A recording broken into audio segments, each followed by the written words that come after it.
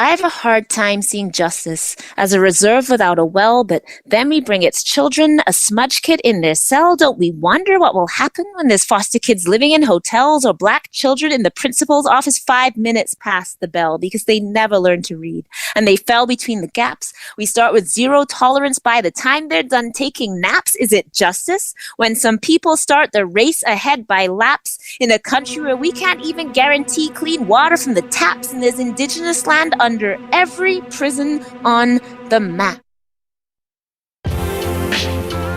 You're listening to Stories from the Inside Out, a podcast exploring the personal experiences of incarcerated individuals and those reintegrating back into society. We'll take a first-hand look at justice system involvement through conversations and interviews, as well as meet activists and stakeholders committed to changing the institutional status quo one step at a time. My name is Scott Kleik, and this is a Desta Black Community Network production.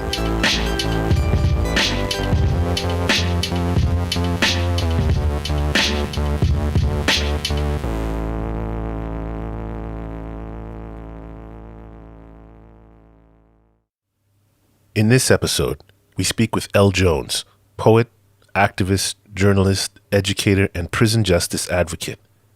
Elle walks us through evidence of systemic racism within the carceral system and outside of it, and how it's harming Black communities. Centering community care, Elle shares solutions and provides perspective, challenging us to reflect on our own inner biases and judgment.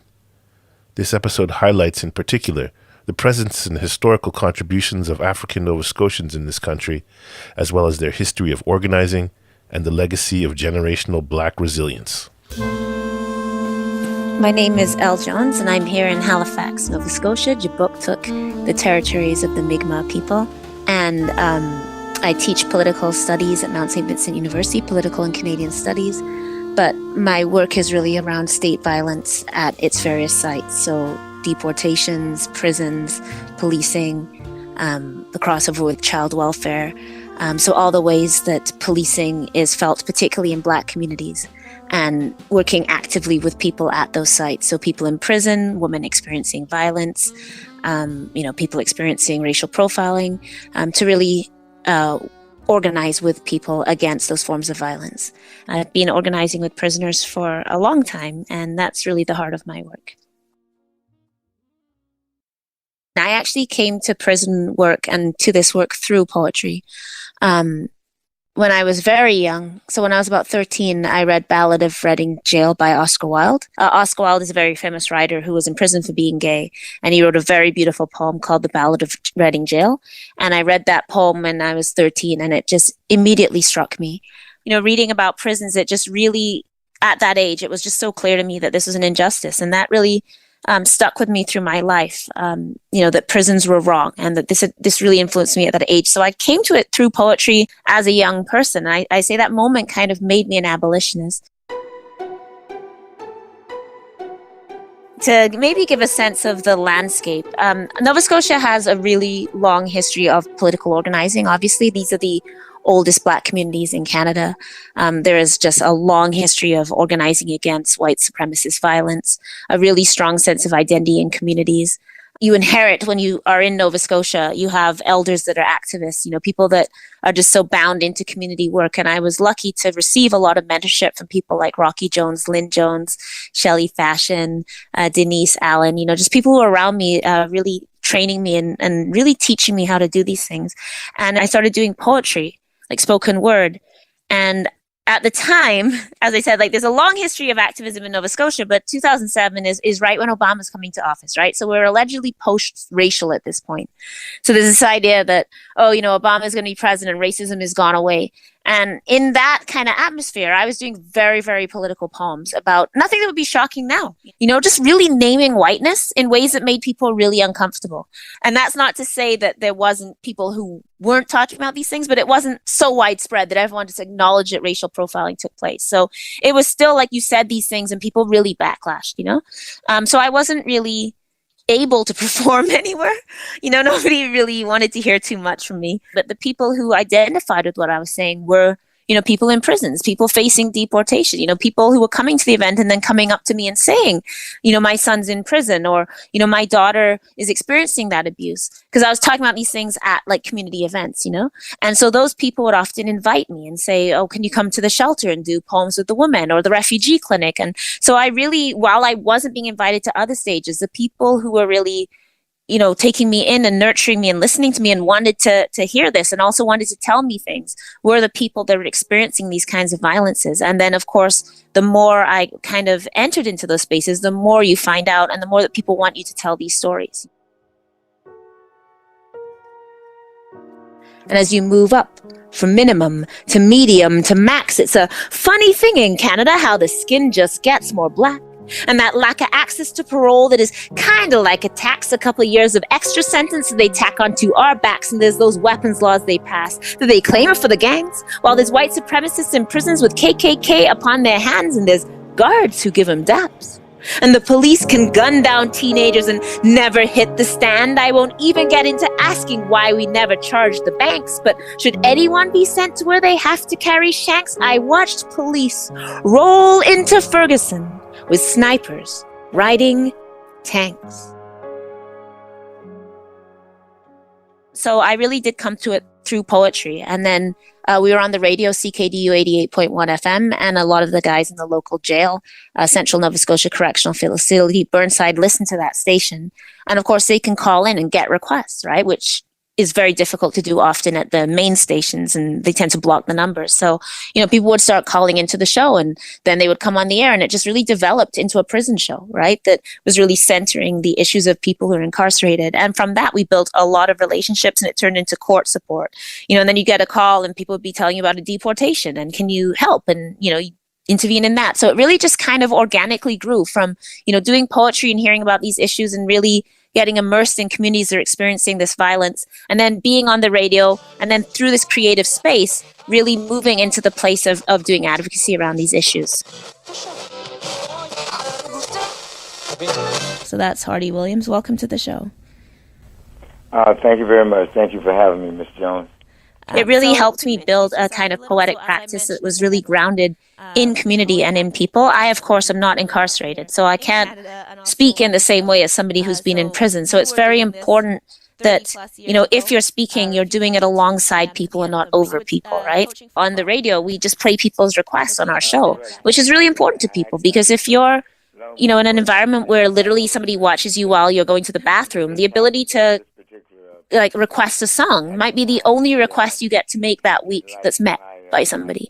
So we really are strong on doing those requests. We got a lot of pushback by people saying, oh, we don't want to hear N-word on the radio. This can be, and a lot of white people listen to this, oh, this song is violent. Oh, this is about pimping. This is about drugs. And we would be like, the government pimps. The government sells drugs, like the biggest drug dealer. It's the biggest pusher, We just really stood firm on the obscenity as people being in solitary confinement, not somebody saying motherfucker on a track, So just those kind of things is just really important in building that trust and building a relationship and giving to each other. When I first started doing a lot of work in prison, I would think oh, I can't talk about my life.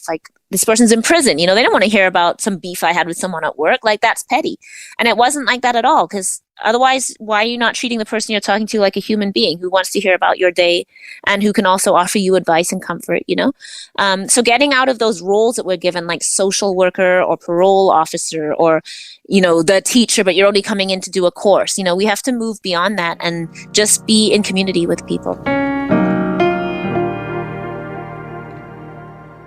Part of the work we have to do is breaking down that category, right? That there's some people that are criminals and prisoners and they are bad people. Everyone who does this work will talk about the moments that you have where you encounter somebody that, challenges you. Everyone struggles working with sex offenders, right? That is difficult, especially if you've been a victim of sexual assault or childhood abuse. That's difficult, It's not something that people take lightly. I've definitely had situations. Nova Scotia is very small, so I've had situations where, somebody that I'm working with and then somebody else who killed that person's cousin or father. People don't want you talking to the other person, right? And navigating that. Some people have killed Indigenous women. Some people have trafficked Black women. These are all things that happen. And it's not about ignoring it or dismissing it or taking it lightly or saying that harm didn't occur, but it's about believing that there are ways to intervene in that harm, preferably before it happens, but also that people are capable of reparation and remorse, that we have to be able to heal. And that's not on the victim, right? It's not on the victim to forgive or create some healing system, but it has to be on us. I believe communities, if we were given the resources, that we could be intervening in these lives, and we could be stopping this from happening. But young people need to be given the tools, and we need to recognize where this is coming from. Nobody's born and it's like, you know what I'd like to do? Shoot another black man. Like nobody's born into that. It's trauma, it's circumstance, it's all kinds of things. So it's stoppable. And prisons is not what's stopping it, and police is not what's stopping it. And I think community has the power to, but we need to learn how to do it, and we need to be given the resources that right now we're putting into punishment to deal with our young people, and have peer-to-peer work, and have young people really be listened to and get culturally appropriate trauma care and all these things that just don't exist. And then we wonder why harm happens, and then we act like it's just coming from the black person who probably has a messed up family. And you know how our culture is, we listen to all this hip hop, right? Like that's what people put it down to. Oh, we have a thug culture, and no, it's white culture that's a thug culture. White supremacy is a violent culture, and we have been living under it for 500 years. And obviously there's impacts. So I think it's really important that we don't leave those lives behind. I don't believe you have to not have done it for justice to be miscarried. When I've known men so long in prison that their babies now are married. Hell, I've known men so long in prison they first meet their son out on the range, and I don't know that it is justice if we decide you can never change. And I don't know that it is justice when there's men inside a cage, and I don't know that it is justice if the scales will never budge, and men in prison with so much legal knowledge they could be a judge. And maybe they could have gone in that direction if they only got a nudge.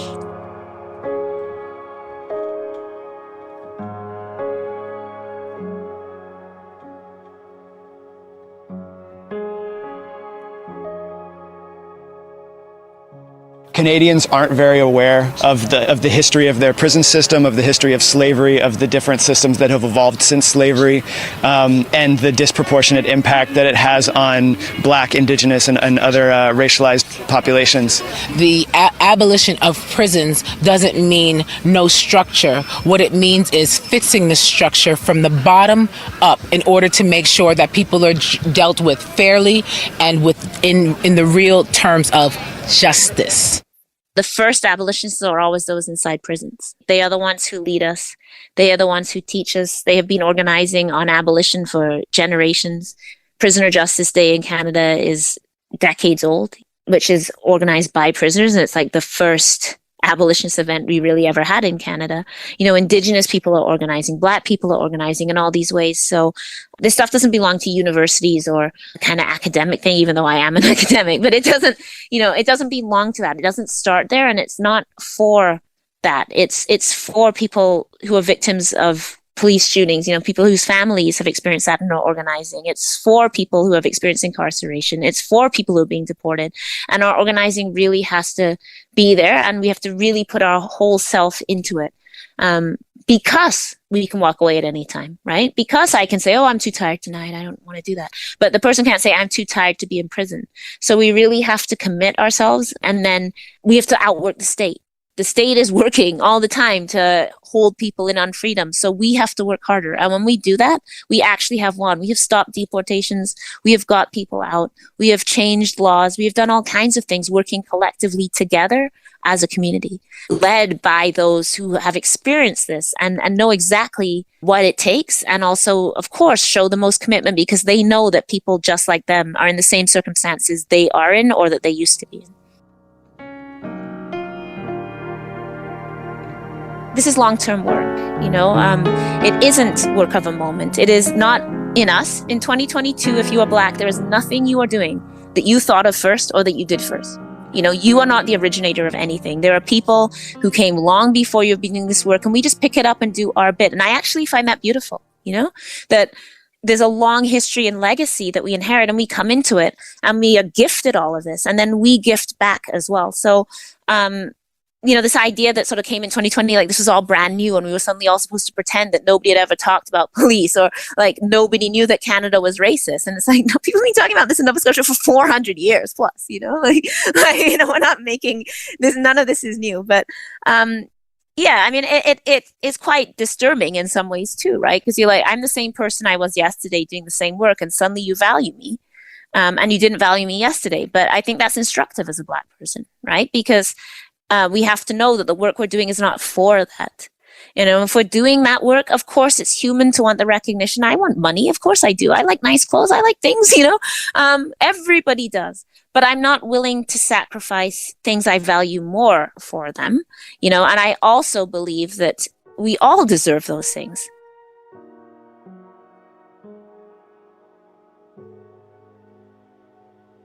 And it's true.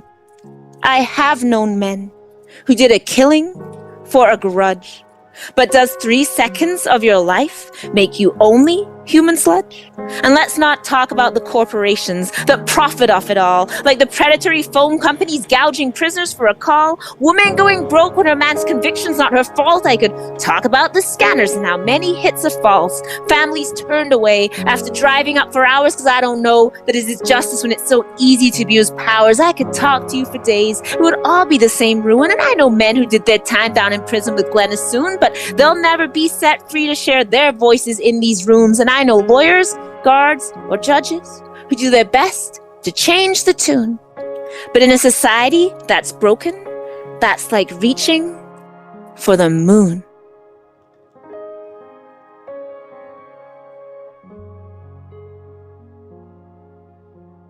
You know, I think in this work, the project is so long-term and it's so huge and it can feel so discouraging, you know?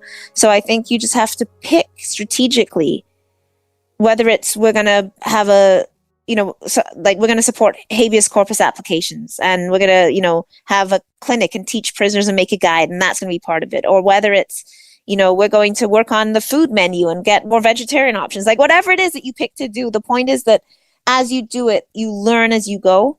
And it builds your confidence in your organizing, and then more things will come up, more things will come up, more things will come up. I never want people to be discouraged. Like neoliberalism wants you to believe there's no way out. They want us to believe that, you know, you might as well give up because they're in your phone, they're watching you, they'll follow you, they can kill you, they can get to you wherever you are, you know, and that can make us think that there's no winning. But there is. We've fought deportations and won. We have fought wrongful convictions and won. We have got people out. We do this work every day, and everybody does, you know, so I think it's just moving strategically and really trying to work with each other.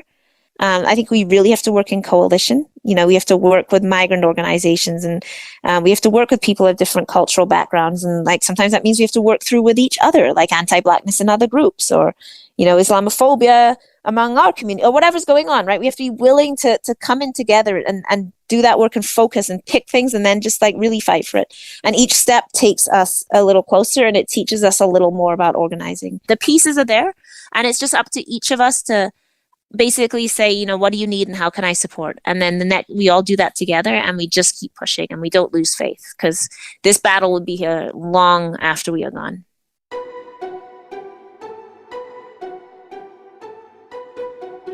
You know, someone asked me the other day, they're like, you know, how do you deal with this? Like, you know, you just did this report and now you have to go to all these government tales and that must just be like infuriating. I'm like, I'm pretty chill about it. And I'm like, I think prison kind of gave me that. You know, I used to get very upset. You know, I'd miss a call and I would be like, oh my God, I missed the call. You know, like I'd have a visit planned and then they go on lockdown and I'd be so upset, you know, but you can't live like that. You're like, this is a long battle and I have to know how to shepherd my energy and we have to believe that there's light at the end of the tunnel, but it may be long and we have to hold each other up while that happens. And I think when we get into that mindset, it can be kind of calming in activism to know that, you know, if we don't get it today, we'll try again tomorrow. And if we don't get it tomorrow, we'll try again. And then this young person coming behind us, they might get it, you know? So just trying to hand on our skills and just see ourselves as part of, you know, a struggle that has lasted 500 years and will last 500 years more, you know? So we can't despair. We just have to do our piece and try and organize where we can. I had one thing to say to perhaps younger organizers. It's like, man, like you will run yourself out if you can't have, like if every conversation is like a serious conversation, every word you have to watch, like we have to be able to laugh with each other, have fun, make fun of ourselves. I'm really glad I started organizing through poetry because we were doing art together and, you know, dancing together. And that's really important too, right? But I think if you just come into a relationship solely an organizing relationship, it can become kind of like a stressful relationship. So make sure you're eating together. Make sure you're cooking meals together. Make sure that you're going for hikes together, whatever it is. Because if you can't be a human being with the people you're organizing with, then it will just be too stressful. Like, you have to be able to show people your flaws. You have to be able to snap and say things, and like, I just think that we have to be gentler with ourselves in organizing spaces as well.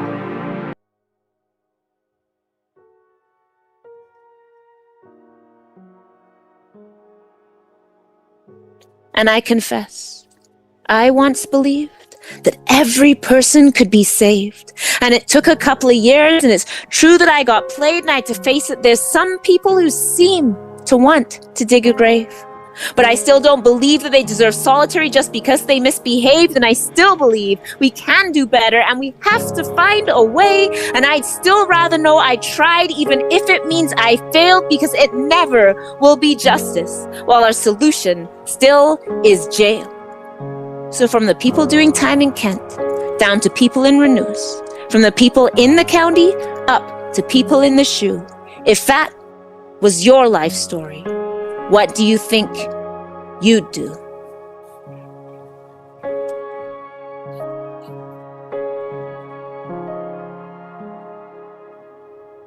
Thanks for listening to the show. We appreciate your time and attention. Please subscribe to Stories from the Inside Out and leave us a rating or review wherever you get your podcasts.